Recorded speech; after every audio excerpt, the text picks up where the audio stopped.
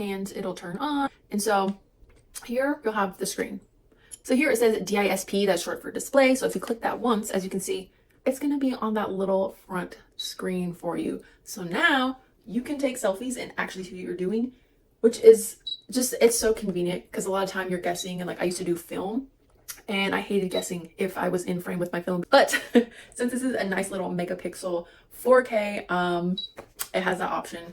And it just will make it a lot more fun, and you can be more creative with the photos that you're taking. And to go back to this, you just click that display button again, and you'll go back to here. And so there's going to be an M here, and that's going to be for your mode. So when you're in this mode, in the upper left-hand corner, there's a camera. That means you're in camera mode. You click that M, and you'll have these little black bars, and there'll be a recorder. So now you're in a video recording mode. So next, what we're going to do, so this kind of acts like a little dial for like up, down, whatnot. But if you click on the far right, looks like a little landscape picture, it'll bring her to your album of photos. Now I took this picture, I think it was yesterday, just so I had an example to show you. The next button is like a little lightning. You click that and that'll turn flash off, auto, and on.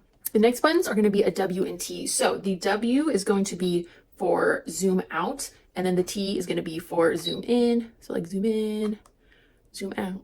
And now the next thing is there's going to be this little dial up here. It'll pull up the menu options. So you can do the timestamp on your photos. There's a focus mode. There's also an autofocus sound. So when you hear that clicking, that's it locking on and autofocusing to the subject. If you don't want that noise, you can always turn that off. There's an auto power off. Also a beep sound, a volume, more date and time format. You can also go back to default settings if you've changed a lot and you're like, I don't like the settings I did. You can go back to your default manufacturer settings and do it again. But if you also scroll, it'll take you to another subsection, and this is photo size.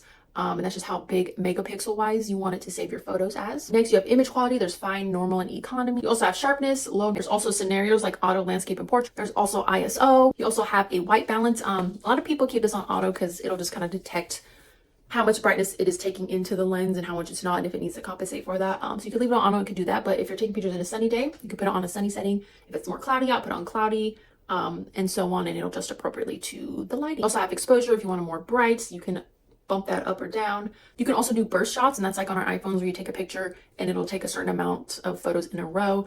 They're really good for like candids or, different things. So you can either have that on or you can turn it off, and it takes 3 photos for burst shots. You also have anti-shake. If you're shaky, it'll try to stabilize, the photo and videos for you. And then of course you have your flash. You can have on, off, or auto that you can also do with just that top button that I talked about earlier. There's also composition lines. So if you're really stickler about being in the center and everything being balanced, composition lines are really great for you. Also a beauty effect, which you can have on or off. But if you never know if something is on or off or whatnot, everything is displayed up here. If you ever need to know, just check that. All right, so I'm in recording mode. As you can see, the flash on. I have it on auto, so with the text, it's a little bit of a darker room and whatnot. And so this is what it looks like.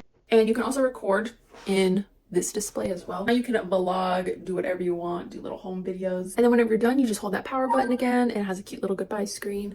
But yeah, that is pretty much all the features with this, and you can play around, test them all out. I'll have a couple examples of different settings and the difference in like the color and the white balance and whatnot.